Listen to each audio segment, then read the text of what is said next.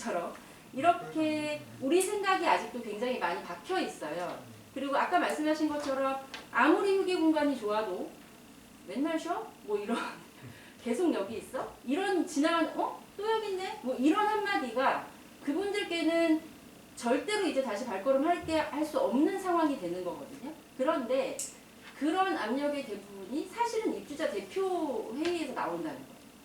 그러니까 일반 주민이 그분들께 갑질을 하는 케이스를 따져봐도 그리 많지 않아요. 입주자 대표와의 갈등, 회장과의 갈등. 그러니까 이분들이 아파트 일을 하시다 보니 부딪히시는 시간도 많고 접점에 이제 계속 노출이 되시다 보니 그런 문제가 생기겠지만 저희 아파트는 무인 경비하겠다고 지금 관리 아저씨들을 다 해고하겠다고 지금 벼르고 계시거든요. 이거를 제가 3년 정도 계속 어떻게든 막아보려고 노력은 하고 있는데 정말 쉽지 않아요. 그리고 아까 말씀하신 것처럼 2020년 이후에 옥길 단지 정도만 해당되겠죠. 지금 부천 전체에서는 옥길 단지 정도를 제외하고는 대부분의 사람들이 내가 돈 주고 부리는 사람 정도의 인식밖에 없는 것 같아요.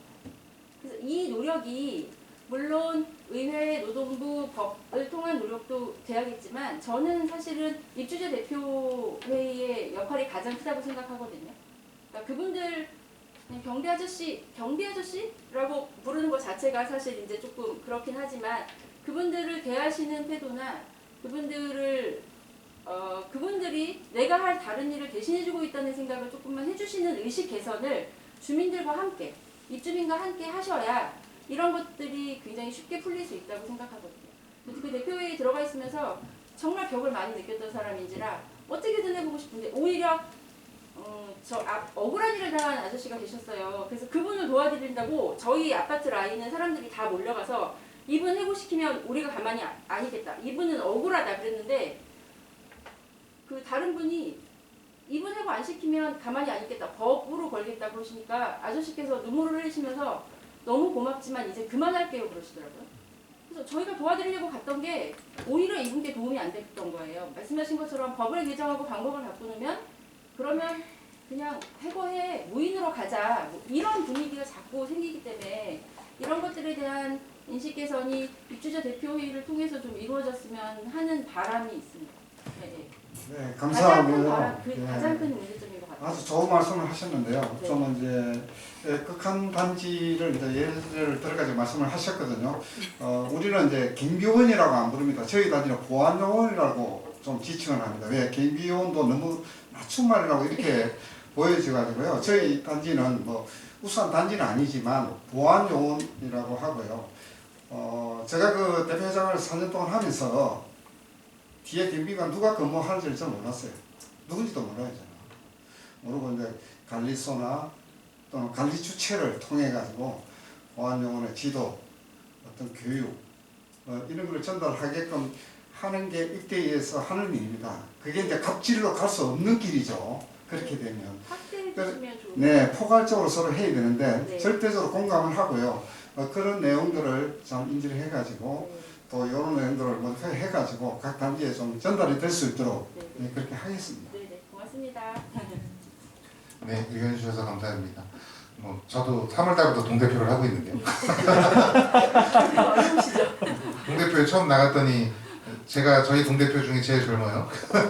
근데 저보고 총무를 하라고 해서 제가 지금 총무이사 하다 보니까 뭔가 결제를 해야 돼서 서류들을 다 꼼꼼히 보고 있거든요. 그래서 할 수 있는 일이 되게 많구나. 그것부터 시작해서 별거 아닌 거지만 그 아파트 이 정도 관심을 가지면 또 안 일어나도 되는 일들을 미리 막을 수 있는데 또 그렇지 못하는 경우도 있을 수 있구나 이런 생각이 좀 들어서 어느 한 곳에서라도 이렇게 좀 이런 노력들이 빛을 발할 거라고 생각이 들고 과거에는 정말 이런 일들이 아예 이슈도 안 됐었는데 지금 이제 이게 언론에도 나오고 이렇게 나오는 거는 뭐 이런 것들이 좀 쌓여서 이미 바뀔 때가 되면 어떤 사회적 분위기가 이제 형성이 됐다라는 좀 생각이 좀 들고 이렇게 물이 차고 그 다음에 일단 변화가 생기는 이 지점에 있을 때 올바른 제도를 잘 만드는 게 정말 중요하겠다라는 생각이 들고 이런 마음이 잘 보여지는 것 같습니다.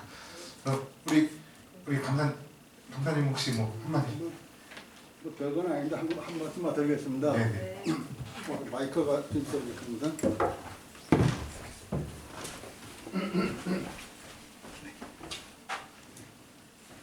네.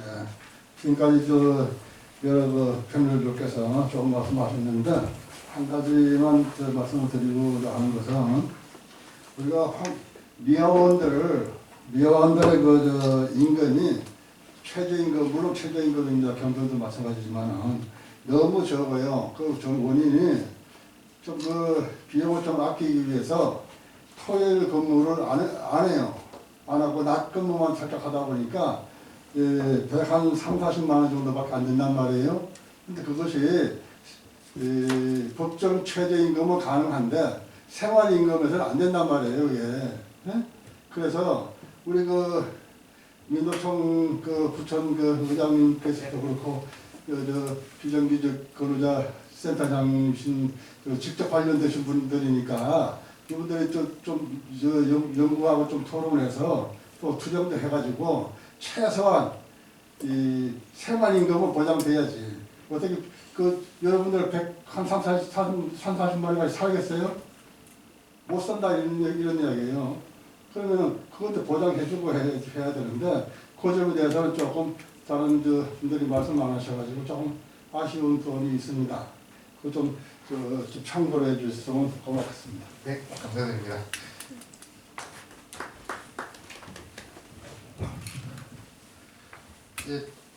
실제로 사실입니다. 아까 연구 발표도 나왔지만 하루에 미화원들의 평균 근무 시간이 5시간에서 6시간 정도 사이거든요. 최저임금으로 계산하면 주 5일 근무 또 때로는 6일 해도 진짜 130만 원 정도 선이 거의 심이고, 근데 이분들 조사를 해보면 이분들 주로 이제 고령의 여성들이 많으신데 가정의 생계를 누가 담당하냐 이렇게 질문을 했을 때 거의 50%가 본인이 담당을 하신다는 그런 답변들이 있었습니다. 사실상. 그러니까 이제 부부가 이제 물론 이제 뭐 그 나이쯤 되면 뭐 쓰는 것도 없어 뭐 이렇게 얘기하실 수 막 그렇게 뭐 이렇게 얘기를 하세요. 가서 만나 뵙고 그러면 나는 그냥 뭐 먹고는 살면 되지 뭐 이렇게 얘기하시는데 정말 그 돈으로 사는 거는 정말 상상하기 쉽지 않은 이런 구조라는 것, 그리고 그렇게 사는 삶이 쾌적한 삶이 아닐 거라는 것들은 누구나 다 짐작할 수 있습니다. 그래서 이런 분 물론 이제 시간 자체가 짧기 때문에 어쩔 수 없는 부분은 분명히 존재합니다만, 그럼에도 불구하고 그분들이 그런 조건에서라도 계속 일을 하시려고 하시고 할 수 있는 이런 것들도 한번 같이 살펴볼 필요가 있습니다. 이 과정에 이제 고용 문제가 또 적용이 될 수밖에 없는데요. 제가 며칠 전에 상담을 받았던 사례입니다. 저희 사무실로 전화가 와서 일을 하다가 넘어지셔가지고 팔을 다치셨는데 병원 입원 중이신 거죠. 병원 입원 중이신데 산재 처리를 하고 계신 거예요. 다행히 산재 처리를 하고 계신데 산재 입원을 하고 계시는 중간에 이제 관리소에서 전화가 와서 사직서를 써라 이렇게 얘기를 하는 거죠. 그 자리 계속 비워둘 수 없으니 사직서를 써라 이런 얘기를 했다는 건데, 사실은 우리나라 법에 의하면 산재 요양 기간하고 산재 요양이 끝나고 한 달까지는 어떠한 사유로 있어도 해고할 수 없고, 그다음에 산재 치료가 끝나면 다시 원직에 복직이 되어야 되는 건 당연한 일인 거거든요. 근데 이런 일들이 예를 들면 그럼 난 다시 가고 치료 받고서 다시 복귀를 할 테니까 뭐 임시로 사장을 대신 채워달라 이렇게 얘기를 했지만 용역회사나 이런 애들이 누가 한 달짜리 일을 하러 오냐 빨리 사직서 써라 뭐 이렇게 하고 해서 이제 그만두는 사례들이 종종 존재하는 거예요. 예를 들면 그러니까 그런 실제로 산재를 치료를 하면서 해고당하지 않을 수 있다는 그런 권리가 있다는 그 권리 자체도 모르는 것도 사실이지만, 그러니까 이게 만약에 자치관리가 됐거나 직접 고용됐으면 이런 일은 벌어지지 않았을 거라는 그런 생각이 듭니다. 일정하게 용역회사 간접 고용에서 벌어지는 폐해라고 저는 생각이 드는 거고, 특히 이제 입대위나 이런 애들이 이제 정기적으로 이제 계약을 하잖아요. 저도 이제 말씀드린 처음 이제 겪어보고 있는 겁니다. 회의 올 때부터 계속 안건들이 올라오니까 이런 것들을 보는데, 그랬을 때 어쨌든 입주자 대표가 회의하는 과정에서 우리 아파트에서 최소한 이런 조건을 전제로 어쨌든 입찰을 할 수 있는 것들을 사실 조건을 저는 충분히 거는 것도 좀 가능하다는 그런 생각이 좀 들더라고요. 그래서 최소한 우리는 고용을 뭐 적어도 1년은 보장하겠다. 뭐 이런 식의 것들이 자율적으로 이런 분위기들이 형성되는 그런 과정이 있으면 좋겠고, 그다음에 우리 아까 처음에 이제 민노총 회장님이 얘기하셨던 것처럼 다양한 최소한의 복리후생 제도나 이런 것들이 만들어질 수 있는 그런 계기들을, 물론 이제 그게 선의에 의한 자발적인 것도 좋지만 제도적으로 할 수 있는 것들이 좀 이루어졌으면 좋겠다라는 생각을 좀 해봅니다. 네, 저 진짜 시간이 많이 지나서요. 마무리를 해야 되는데요. 혹시 더 얘기를 뭐 의견을 주시거나 하실 분, 지부장님. 휴게 공간에 대해서 아까 제가 말씀드렸었는데, 휴게 공간을 시설 좋게 크게 이렇게 만들어 주는 것보다 하다 보니까 아까 우리가 코로나 때문에 집단 이용하는 걸 회피한다고 했잖아요. 그래서 크고 시설 좋게라기보다도 좀 적게라도 독립적인 공간에서 이렇게 쉴 수 있도록 그런 제도가 필요할 것 같아요.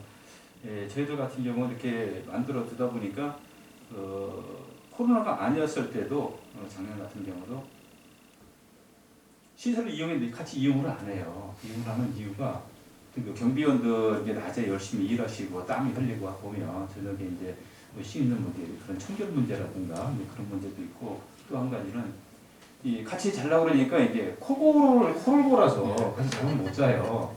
그러니까 코를 한 사람이 너무 심하게 불다 보니까 다른 분 두 분이 다 나가버렸어요. 다 나가버리니까 그 코골 오시는 분 혼자만 아주 독방 아주 잘 쓰고 있거든요. 그래서 휴게 공간을 만들 때 크고 시설 좋게라기보다도 조그맣게 해야지만 그래도 독립적인 공간에서 쉴 수 있도록 그렇게 좀 했으면 좋겠습니다. 감사합니다. 네, 의견 감사드립니다. 재미있는 에피소드네요. 네. 야간 근무는 어쨌든 없어질 수 있다면 조금 그나마 좀 나을 것 같기는 한데 그런 것들을 감안해서 뭐 주간 휴게 시간에 이런 것도 좀 교대 일정하게 좀 돌아가면서 쉰다거나 이런 것들도 대책이 될 수 있을 것 같기도 하고, 다양한 방식이 만들어졌으면 좋겠습니다. 뭐 아까 의원님 얘기해 줬던 얘기 안 하셔서 경기도에서 올해 보니까 경기도에서 공무한 경비원들 휴게시설 지원하는 게 한 아파트당 500만 원씩 지원을 한 게 경기도에서 120개 단지를 지원한다고. 그래서 작년 말부터 올해 초에 했었는데 부천에 3개 아파트가 됐더라고요. 네, 소사에 있는 SK뷰하고 오정동에 있는 세종 아파트하고 중동에 있는 그린타운 한신 아파트 3군데가 됐습니다. 뭐 경기도에서는 어쨌든 이런 사업들을 계속 할 것 같더라고요. 네, 그래서 이런 것들이 있을 때 뭐 부천시에서도 당연히 우리 조례가 있고 그래서 그거에 의해서 했는데, 그런 시설 개선 사례나 이런 것들이 있으면 뭐 이왕 또 우리 또 공공 예산이 들어가는 거니까 적극적으로 홍보하고 많이 알렸으면 좋겠다라는 좀 생각이 좀 듭니다. 네, 그렇게 했으면 좋겠고, 경기도에서 나오는 이런 사업이나 이런 것들도 적극적으로 좀 많이 알려서 많은 곳에서 참여할 수 있도록 이렇게 했으면 좋겠다라는 생각 좀 해봅니다. 우리 남근 의원님 혹시 뭐 하실 얘기 없으십니까? 짧게만 몇 가지 이제 토론자분들 중에 말씀하신 것 중에 잠깐 뭐 제가 조금 부연설명을 해야 될 부분 관련해서 박용훈 회장님이 말씀드린 교대제 개편 관련해서 이게 주간 근무만 하는 것은 어렵다라고 말씀하셨는데, 예, 그러니까 그렇게 설계를 하는 것은 아니고요. 그러니까 경비원 관리원을 아예 분리시켜서 하거나 다 관리원으로, 그러니까 여기서 시설 관리원을 얘기하는 건 아닙니다. 그래서 관리원으로 전환하더라도 주말과 야간에는 이제 당직 개념으로 최소 인원을 근무를 하는 형태로 이제 설계를 할 수가 있기 때문에 이제 그런 말씀을 좀 드렸던 거고요.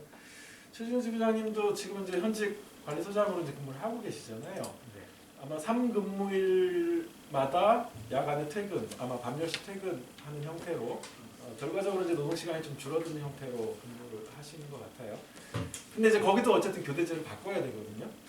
이 감단 문제 때문에 그렇습니다. 그러니까 아까 황신하 실장님이 이제 뭐 노동부에서 아직은 준비 중이라고 말씀을 하셨는데, 지금 현재 어쨌든 관리 업무, 방범 업무를 병행하는 형태면 이건 다 감단 이제 승인 효력 다 무효로 볼 공산이 굉장히 커집니다.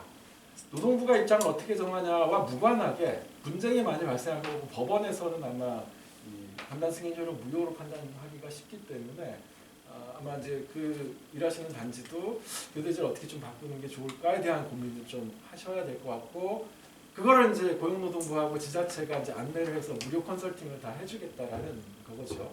그래서 아마 그런 식으로 좀 진행이 될 거다라는 생각이고요. 박명혜 의원님이 이제 이게 사적 영역이냐 아니냐와 관련해가지고 사실 공동주택은 사적 영역이기도 하지만 저는 공적 영역이기도 하다라는 생각입니다. 어쨌든 집합적으로 거주를 하고 있다라는 것 자체가 그냥 개인의 프라이버시만 가지고서 얘기할 수 있는 건 아니고 이해관계가 조정돼야 되는 거고 그 조정이라는 건 사실은 공적 메커니즘을 통해서 조정이 돼야 되는 부분이 있는 거죠. 이를테면 지금 30평 미만은 부가세를 면제해주고 있거든요. 세법상.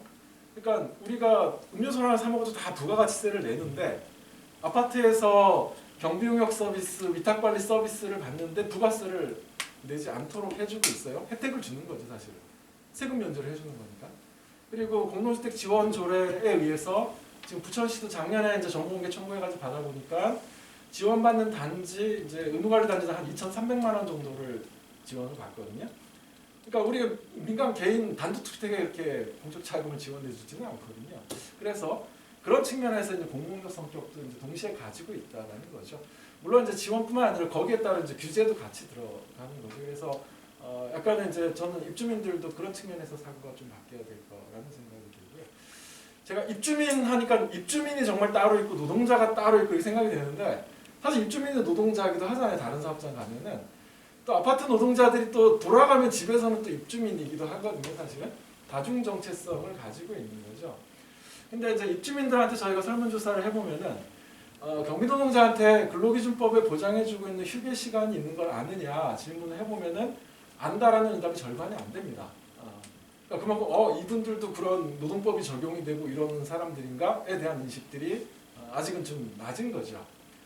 사실은 저는 아파트 공간에 법 자체가 아직은 잘 안 지켜지고 있다. 감단 승인도 사실은 노동부가 감단 승인 내면 안 되는 건데 지금까지 그냥 관행적으로 감단 승인을 내줘 왔다. 관리가 너무 부실했다라는 거고 경비법 위반도 사실 지금까지 이미 위반이었는데 이제 와서 이제 막 현실은 그대로 똑같이 일을 하고 있는 거였는데 휴게 시간 사용도 마찬가지고 경비법상에서는 사실은 자유롭게 이동할 수도 있어야 되거든요. 자유롭게 이용할 수 있어야지 휴게 시간이거든요. 아까 최준현 지부장님 말씀하셨지만은 밤 12시부터 아침 6시까지 6시간 휴게를 줘. 그리고 6시에 교대야. 그러면 밤 12시에 집에 가도 되는 거거든요. 근데 이제 거기서 자야 되는 이런 되게 비합리적인 상황인 거죠. 그래서 법 자체가 그동안 좀 안 지켜진 문제가 있고 그러다 보니 입주민들도 법이 적용되는 노동자인지 아닌지에 대한 인식이 굉장히 낮은 거고 근데 법이 이렇게 안 지켜진 문제는 저는 담합의 결과라고 봅니다. 경비노동자와 입주민, 입대위와 관리하는 노동부 행정 쪽 이 3자의 저는 비겁한 담합 결과라고 보는 거거든요. 그러니까 경비노동자는 내가 이 나이에 이 일자리나마 어디야 하면서 그냥 시키는 대로 다 했던 거고 사실 입대위나 입주민들은 관리비를 최소화하기 위해서 사실은 뭐 이렇게 좀 진행했던 거고 관리도 제대로 하는 근로감독이나 이런 것들이 좀 잘 안 돼 왔던 거죠. 근데 지금은 이제 그렇게 되기는 어렵겠다라는 겁니다. 이 교대제를 미리 좀 개선했던 이 단지들이 좀 있어요. 2018년도에 한 1년도 안 돼서 다 원상 회복이 됐어요. 원상 회복이 된 몇 가지 요인 중에 하나가 주요한 이유는 노동자들이 일단 매일 출퇴근하는 거 싫다. 이틀에 한 번 출근하면 됐는데 매일 출퇴근하는 거 싫다. 그러니까 이미 24시간 격일제에 노동자도 이미 익숙해져 있는 거죠. 이거는 별로 안 좋죠, 사실은. 과로사의 굉장히 중요한 원인이거든요. 그런 문제가 있고 사실은 또 뭐 입자대표 회의도 어쨌든 관리비를 최소화하기 위한 것도 있고 그래서 그런 담합의 결과로 된 거고 그 교대제 개선이 다시 원상 회복된 거는 노동자의 이제 잘못된 인식도 있는 거고 그다음에 경비법 위반이나 감단 문제와 관련해 가지고도 그게 압박이 크지가 않았거든요. 그러니까 다른 단지 다 안 하는데 왜 우리 단지만 개편을 하느냐에 대한 입주민들의 약간의 불만이 좀 있었던 거고. 근데 이제 앞으로는 그렇게 되기가 쉽지 않은 조건이 이미 돼버렸어요. 그렇기 때문에 이거는 좋든 싫든 이제 해야 되는 상황입니다. 근데 저는 이제 그 과정이 조금 질서 있게 되는 게 필요하다. 그리고 이해관계가 저는 좀 절충될 필요가 있다라는 겁니다. 그러니까 예전에는 담합 구조였다라면 이제는 이해관계가 서로 간에 입주민과 노동자 이해관계가 좀 조화를 이룰 필요가 있다라는 거고요. 그렇게 했을 때 저는 이게 단지 노동자의 권익 문제만이 아니라 말 그대로 공동주택 관리의 문제도 원활하게 좀 넘어갈 수 있다. 다들 이제 집값 걱정은 많이 하잖아요. 근데 자기 재산 가치를 유지해주는 노동자 문제는 사실 잘 보고 있다는 거죠. 그래서 그런 관점에 저는 균형이 좀 필요하다라는 생각입니다.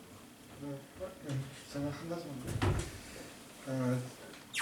지금 여기 우리 죽도액 발사협회 부천 지부에 우리 지부장님이 나오셨는데 제가 한마디만 전하겠습니다. 저희들이 이제 유관부서에서 오는 여러 가지 이제 지침서라든지 지금 이런 데서 나오는 공유된 내용들을 저희들이 발췌해 가지고 각 단지로 보냅니다. 보내면 어떤 현상이 일어나냐면 서로 공유를 안 하려고 관리 주체에서 일대일을 넣어주질 않아요. 저희들이 조사한 결과. 그래서 입주자 대표 회의다 전화를 해보면 받은 적이 없다라고 합니다. 그래서 지금은 어떻게 하냐면 내용 증명이나 또는 등기로 보내요. 내용 증명이 아니라 등기로 보냅니다. 왜 그렇게 그런 현상이 일어나느냐? 그냥 넣어버리니까 그냥 빨리 해서 집어넣어버려요. 왜냐하면 지금 이런 토론이 각각 을을 떠나서 서로 갑이 존재해야만 을도 있고 을이 존재해야만 갑이 살아갑니다. 그래서 서로 공유된 유관부서에서 나오는 자료들을 전달하려고 보내면 전부 사장돼 버려요. 그래서 지부장님들도 한 50여 개 단지가 이제 집으로 구성이 돼가지고 하고 있는 걸로 알고 있는데 거기에 좀 모임이 있으면 물론 이제 코로나19 때문에 모임이 좀 저희들도 모임을 하지 못합니다. 그래서 앞으로 모임이 있으면 유관부서 나오는 어떤 내용들을 유인물이 나오면 필히 좀 전달해 공유를 해가지고 향후에 여러 가지 오늘 토론된 이런 내용부터 시작해가지고 여러 가지가 많습니다. 그래서 사장이 안 되도록 그렇게 하나 제가 부탁을 드리고요. 또 앞으로 우리 열린 광장 우리 박명애 우리 위원님한테 한 가지 부탁을 드리겠습니다. 여러 가지 다양한 면을 많이 알고 계세요. 제가 보니까. 그래서 앞으로 저희가 지금 일구 때문에 모임을 하지 못하고 있습니다. 그래서 모임이 되는 대로 한번 초청을 하겠습니다. 예, 오셔가지고 서로 토론도 해주고 또 대표 회의에 좀 주지시켜 줄 수 있는 내용들은 좀 주지를 시켜주시면 또 많은 도움이 되리라 이렇게 판단했는데 부탁드리겠습니다. 네, 이제 진짜 마무리하겠습니다. 2시간 반 동안 진짜 열띠게 토론해 주시고 함께 마음 모아주신 이 결과가 아까 이야기한 것처럼 사실 이제 시작인 거잖아요. 그래서 올해 안에 부천시 적어도 부천시부터라도 그러니까 그런 갈등이 좀 완화되고 그 안에서 말 그대로 이제 토론의 주제처럼 함께 행복할 수 있는 길을 좀 현명하게 찾아보자라는 이런 제안을 다시 한번 드리는 거고 이 역할에 각 주체들께서 정말 마다하지 마시고 다음 자리 약속 잡고 만남 잡고 또 이런 계기가 생기면 같이 해주셨으면 좋겠다는 말씀을 드리면서 일단 오늘 이 자리를 마무리하고자 합니다. 지금까지 관심 가져주시고 함께 해주신 모든 분들 감사드리고요. 예, 오늘 진심으로 수고하셨습니다. 고맙습니다. 고맙습니다.